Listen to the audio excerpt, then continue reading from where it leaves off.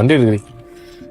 കൊറേ വണ്ടി ഉണ്ടെങ്കിൽ നീ ഒന്നും പേടിക്കണ്ട, ഇതിന് ഹീൽ ഹോൾഡ് ഫംഗ്ഷൻ ഉണ്ട്. നീ ബ്രേക്കിൽ നിന്ന് കാലെടുത്താൽ മാത്രം മതി, വണ്ടി തന്നെ മൂവ് ചെയ്തോളൂ.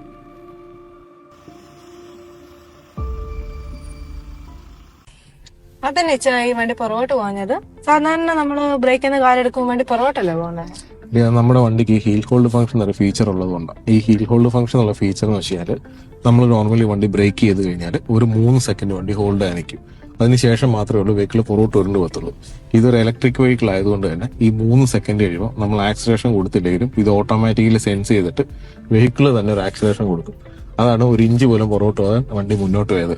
അതുകൊണ്ട് നിങ്ങൾ ഏത് കയറ്റത്താണെങ്കിലും ട്രാഫിക്കിലാണെങ്കിലും എവിടെ വണ്ടി ബ്രേക്ക് ചെയ്ത് കഴിഞ്ഞാലും ഒന്നും മേടിക്കേണ്ട ആവശ്യമില്ല. ബ്രേക്ക് എന്ന് കാലെടുക്കാൻ മാത്രം ചെയ്ത് വണ്ടി തന്നെ പൊക്കോളും. ഞങ്ങളെ പോലെയുള്ള ലേഡീസിനുള്ള ഏറ്റവും വലിയ പേടിയാണ് ടാറ്റ മാറ്റി തന്നത്.